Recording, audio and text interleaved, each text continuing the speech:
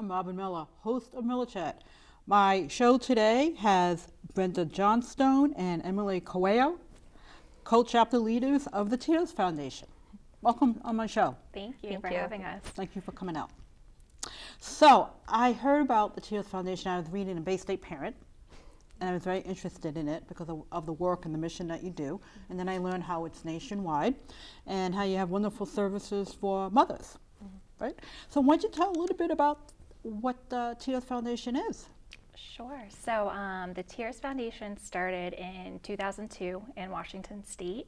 The founder is Sarah Slack. And so she had a stillborn son back in 2000. And so after the loss of her son, she decided to start the Tears Foundation to support other bereaved families, just to really help them financially, emotionally, and really just to make sure that they were not alone in their time of need. So like I said, it started in Washington State, and then over the years it's expanded to several state chapters. So Massachusetts, the chapter started in 2015. So it's on almost 5 years. Yes, 5 years this year. 5 years this year, yeah. And are you the only chapter in the state or the other chapters? We're the only chapter in Massachusetts, so it's just us right now. So what kind of services do you provide in terms of programs, workshops, it would be peer counseling, correct? Mm-hmm. So tell a little bit about that. So we offer emotion and financial support to families after the loss of a child, from pregnancy all the way to age 12. At the center in Northborough, we offer a peer companion, one-on-one with one of us. We've both been trained by Tears, and we just offer a safe place for families to come in and have someone to talk to, remember their baby, honor their babies. We also offer a monthly support group that meets the first Monday of every month at the center, and we have a volunteer meeting. That's how we plan all our events, upcoming events. Right. And then, in terms of, so that's all emotional support, financial support. There's a few different programs. Massachusetts, we can help families with burial, cremation costs after the loss of their baby. And there's also a program for gravestone markers as well. So for families that qualify, they can apply to receive financial assistance. And what did you find being involved? What made you become involved with the foundation? So I lost my son Liam Michael back in August 14th, 2009, and after you leave the hospital, you come home and you just feel lost. Everyone else, the whole world keeps going, and you just don't know what to do, but you want to do something to honor his memory. So I found Tears on Facebook. Okay. There was an event on Facebook, and I clicked on it, found out more information, and decided to reach out. And when I walked in the room, I'm sure Emily will feel the same way. You walk in the room and you know that, one, you're not crazy. Right. Every person alone. in that room, right. yeah, Right. every person in that room understands exactly where you're going to, even though if it was a year ago, 4 months ago. My son, we just celebrated his 10th year, so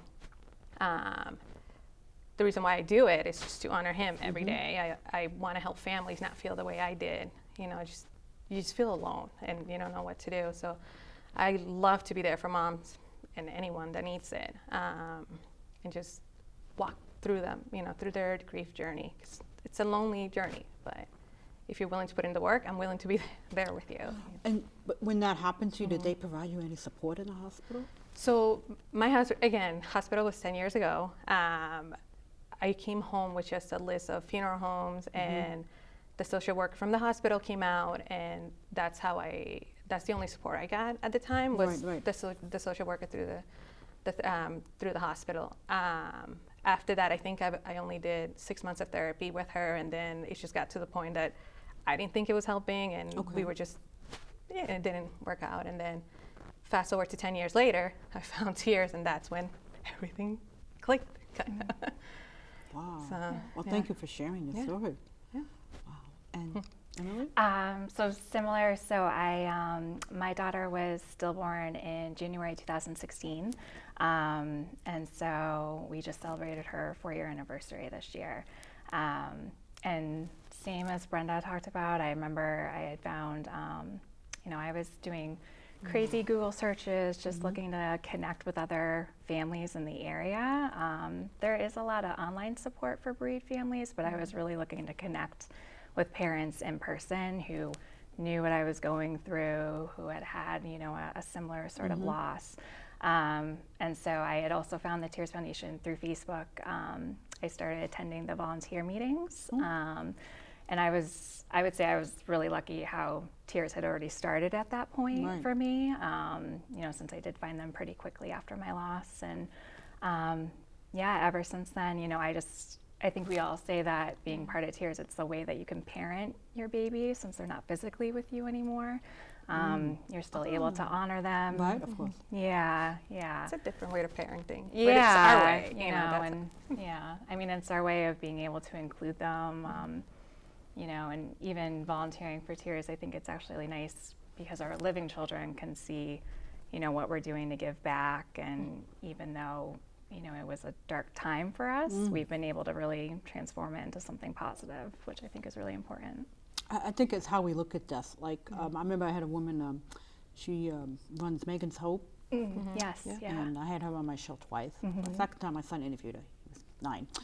And, she talked about when she lost her child at 3 when the dresser fell, how there was really nothing. Yeah. That was way before. Yeah, I was going to say that was a long time ago. Yeah. 2004, something like that. About how back then how there was nothing and no outlet to nothing. And the whole it's like that old situation, like what do you say, how you say it. Right, like, when Sheryl Sandberg wrote Option B when her husband tragically died. It's the whole issue of death about what do you say. How do you say it. Right. Or do you say anything at Or all? do you say anything at all? Silence is gold. You don't have to say something. You just have to be there. Yeah, so did you find that it was open up to other cultures too? And that comes to the meetings? Like people from different diversity? Yeah, I would say we've had a good diversity. Yeah. And honestly, at this point too, so our, even though the chapter started in 2015, we officially opened our center in Northborough just last June. So we're still at the point where we're really trying to get the word out to families this year and just let them know that our center's there for them. Right. So they can come in and see us. And in terms of like when you do provide some grief, and what kind of education do you provide in the community? Is that something you're looking more to do? We would love that if hospitals and local doctors' offices would, have us in, we would definitely be open to that and, providing. That's actually something that the Nationals office for Tears Foundation has been working on. So now, does Tears have an acronym to it? No. Yeah, I know, we always get that question. Okay. It was more like her tears, a way to like stop the tears. So I don't know. Yeah. Because usually it stands for something. Something. Right? So, it's the tears tear. kind of. Our logo's the teardrop. So that's all. So it's a foundation, and when the woman opened it up in Washington, and how was it like? Was it open? Was it like accepted? Was it like shunned upon when she, what was her experience as she was opening it and trying to get it expanded nationwide? Yeah, no, it was very well received in Washington State, and I think it was only a few years later that then she expanded to Oregon, and then it quickly started, opening up to the other state chapters. I think there's just a need for it, and I think communities have realized that. And we've always received really great, encouragement from the community here. So, yeah. So let's think of a hypothetical. So since you guys are volunteers, do you get phone calls from like professionals or families who say, oh, my niece or my daughter just lost a baby, can you give any, do you get those type of questions? So that's actually how families find us. They Okay. usually, a lot of the times, the one way to do it is you sign up online and then the national office sends it to the local chapter. The other way is we have been getting a lot of our families through, we could keep going back to it, through Facebook, by people sharing our posts, by people sharing our events. People are finding us and asking, like you just said, my daughter just lost her baby, what do I do? Can you talk to her? And that's how they, they come in and we talk to them one-on-one and we help them out. But that's few of the hospitals, like the UMass Memorial in Worcester, actually does have all of our information. Like Emily said, we're just trying to get the word out. We want the hospitals to know we're here and that we can help families. But that's how the phone calls usually go. But do they ask you like specific advice? Like, for example, what advice, I mean, most say it's like, what husbands be calling? The what? Would the husbands be calling or like the grandmother? We had, during the holidays, I had a grandfather come in Really? to the center to ask what kind of, this is a simple question and I loved it, that he came in on his own and asked, what should I give my granddaughter who just lost a baby? If for Christmas, I want something to help them remember the baby and honor the baby. So we sat there literally for like 40 minutes in the office and trying to brainstorm what to give her. And I gave him my opinions, and then I think he ended up I suggested a bench for their garden. That way they just bought a house. So that's a permanent, remembrance for the baby. And he sent an email saying, thank you so much for all your advice. He did get them the bench for the gardening. It's simple things like that. We do get the questions of, are there any books out there that we can give I love someone that, can help them through the grief process.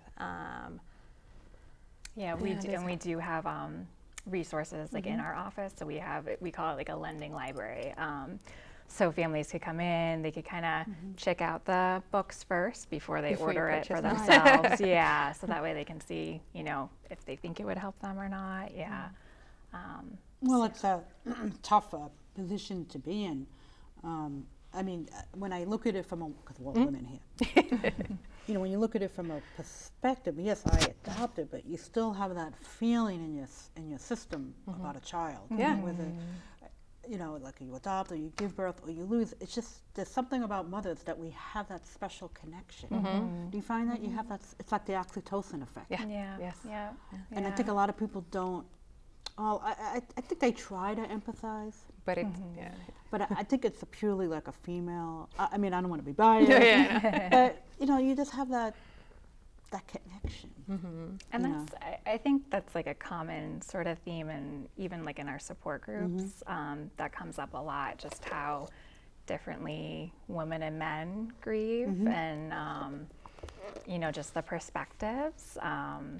We love it when dads come to our support groups because it gives us, Their kind of side. their side of the story and how they're feeling about everything. Because I think that's still a big taboo issue in our society, that, men aren't allowed to outwardly express how they're feeling. And, they're basically taught to be the strong ones and to keep their grief inside. And, so I think that's something that we're also trying to help, break the stigma about that. When I before the show, I said my mother lost a baby in 1964, and how until the day she died, I honestly didn't think she never got over it because she never spoke about it. She was just angry.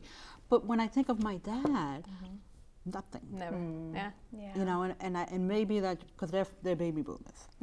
So I think men just had to have that stiff upper lip. Right.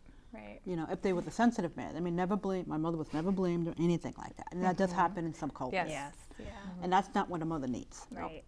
We already feel horrible about it. Yes, We don't know. You already have that inward guilt. You don't need other people telling you. Yeah. What did you do? Didn't you know? That whole that whole tidbit. And never mind the whole drug situation. That's a whole nother story. Right. Another level of empathy. Do you do you get calls from people who say, I can't get pregnant, I had a miscarriage? Do you get calls like that too? We do have some families that are dealing with infertility. I mean, I would say, Brenda and I don't have a lot of experience like with that, but we do. I know that there are other organizations that we could always refer them to if they're still dealing with more like the infertility side. But yeah, as far as, I mean, we've had families, I think that's the thing with loss is that every family has a different story. So there's Right, of some course. that have recurrent losses, you know, some that don't. And so, you know, I think the thing with our peer companion training is that we've really just been trained to just sit beside someone no matter what their story is, you know, and just to offer them support. That they're not alone. And it's okay to feel sad. Yes, But there's a lot of, I think even with infertility too, or, you know, from miscarriage to stillborn, I think women have that shame. You know, they feel like they're alone, Yeah. Yep. and that they're the only one. Right. Yes. And and you, like you said, you feel the guilt. Yeah. Yes. And do you work with women through the shame? Do they talk about the shame? I mean, the bottom line, what is the shame? Yeah. That's what you have. The number one shame is my body. Like, what did I do wrong? The other one would be, like for me was, I needed to, after losing my son, I needed to prove that my body wasn't broken. I'm like, what did I do wrong? What did my body do? There were no answers. It just happened. You know, that's just, a lot of them, it's, they've been trying for so many X amount of time and still can't get pregnant. It's what am I doing wrong? How do I fix it? Right. And that's hard. But yeah. Yeah. I mean, in support groups too, I think another thing that comes up a lot is, you know, you see your friends who get pregnant, you know, the first month Without they even tried, trying. and you're right, and Yeah. so it's a lot of that, you know, and our society right now is so, you know, celebratory with baby showers and all of that, but Gender then, reveals. right, and then on the flip side, it's like, okay, well then what happens when the baby does die? And you know, I think that's what we're really, I mean, we've seen a change, even since my loss 4 years ago, I've seen a change, even with the way that the local hospitals are really reacting to it now, but I think we still have a long way to go, so. We're getting there. Yeah, I think now that, Little by little, they're coming. I mean, being born in the late 60s, there was nothing. It was a stiff upper lip, get over it. Right. Because if you're going to, you know, worry about that, then you won't have, you know. But it's interesting how we have to know there's emotions behind the loss. And it's okay to talk about loss. It has to provide meaning. Everybody has to have meaning first. Is that Right. basically it? What's the meaning for you? Yeah. I mean, I would say, I think the biggest question we get in support group is, why did this happen? Yeah. Why did it happen to me? I Why know. did it happen to my family? And, you know, unfortunately, we can't provide the answers for that. But we're there to help them figure it out. And, you know, that's all that we can really do. Yeah. So you're a nonprofit of volunteers. Yes. How do you sustain yourself? Fundraising. Yes. What's coming up for fundraising? Yes. Donations, fundraising.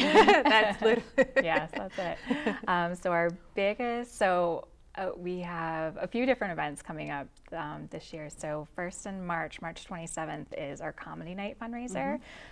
So all proceeds from that night directly benefit the center. So just providing our necessary operating costs, you know, the typical office supplies, all that good stuff.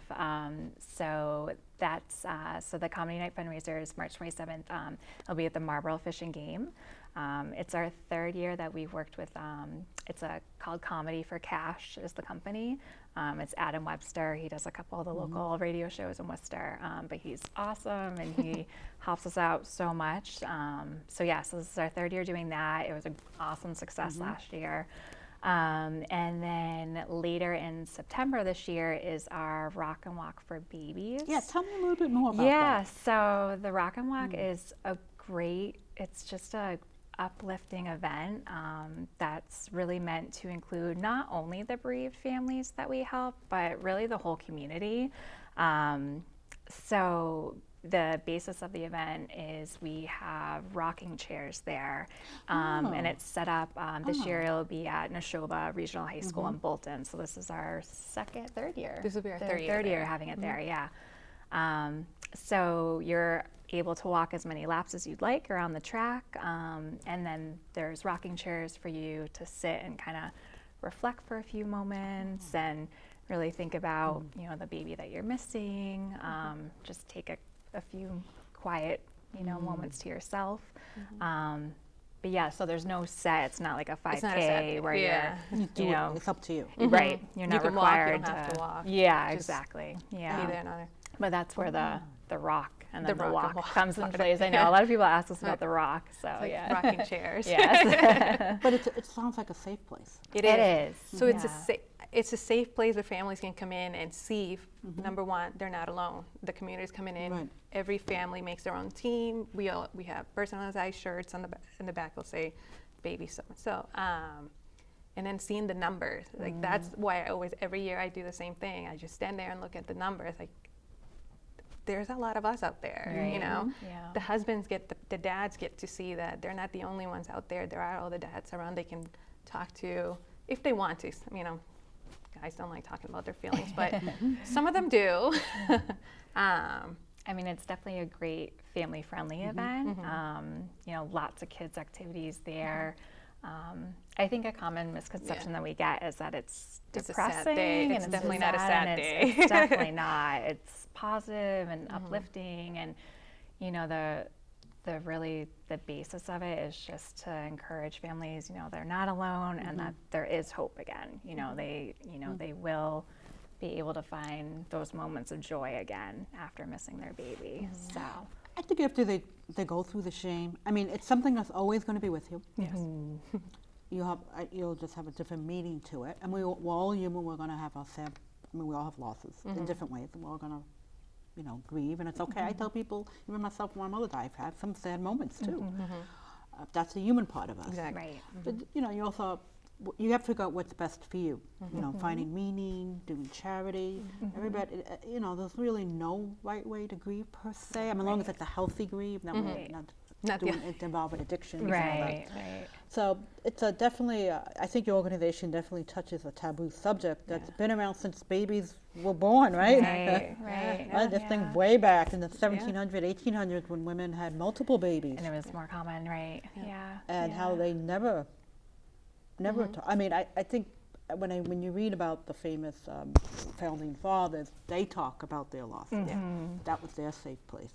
But it just, people just read and say, okay, no big deal. Let's go to the next page. Right. Turn it. Right. Even on TV, when you look at the TV shows, have you found that it's been promoting? I mean, not promoting loss. I mean, promoting loss in the way that Talking more about it. Talking more about Exactly. it. A lot of the Talking shows. more, yeah. There's Well, a lot of even shows out just, there that would show it. I think it was on Amsterdam. It was last Last month. month, But they brought up the idea of there was a bereaved mother who just had her stillborn daughter, and they brought the daughter to her in a cuddle cot, which is becoming a lot more popular in hospitals now. I don't think a lot of people even realize the There's purpose of it and what it's for, and so I did like how the show really put that out there. It gets people talking, which I think is the first step. So yeah. Well, it's a good first step forward in terms of that. When you look at, I think basically you work with people one-to-one. It's with people with lived experience. What about people before they give birth? Do they ever, for those who feel fearful, or for those who have risky birth? High-risk pregnancies. Has anybody ever said, I know, because doctors will tell you whether it's high risk or not. I mean, I don't know, but I wonder what they're going through. Right. Yeah. I mean, I've never had a call from. Right. I know, obviously, for our rainbow babies, we were, we were labeled as high-risk pregnancies because we've already had the previous loss. But I always feel kind of don't want to tell women that are pregnant, hey, this could happen. Right. I don't want to put that idea in their heads, but I don't know. Yeah. Well, that would be the doctor. Well, no, that would be the doctor telling them. Yeah. But I think inside they feel scared. Oh, definitely. That Yeah. could be it. Yeah. You know, and sometimes having a little peer counseling saying, you know, look, just go with nature. It's nature. Yeah. They're doing the best they can with what they have to work with. Yeah. Because doctors will just say, well, whatever.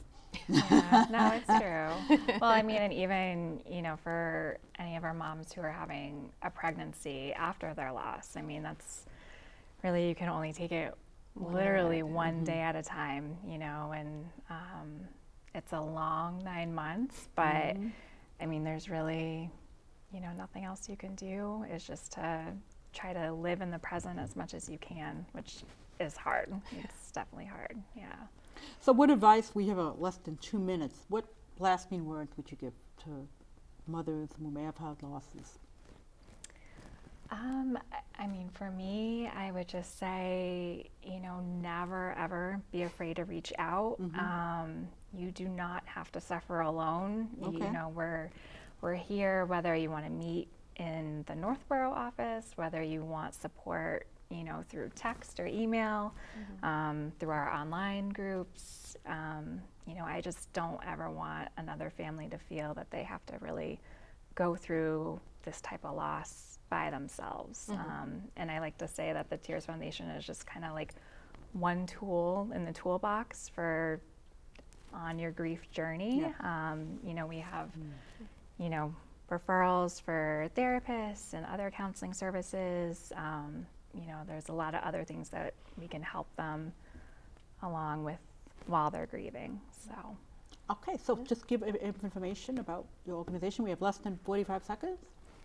So our center, the Tears Foundation, Massachusetts chapter, our Center for Child Loss is located in 300 West Main Street in Northborough. What else? I would say the best way to find us is through Facebook. Our Facebook page is, if you search MA Tears, you'll find us that way, and that's where we have all of our current events, support group information, contact information. Yeah, everything's on there. All right, well, this has been another episode of Miller Chat. I thank Brenda Johnston and Emily Coelho, Yep. Coelho. Thank you. Co-chapter leaders of the Tears Foundation. Thank you for coming on my show. Thank you for Thank you for having having us.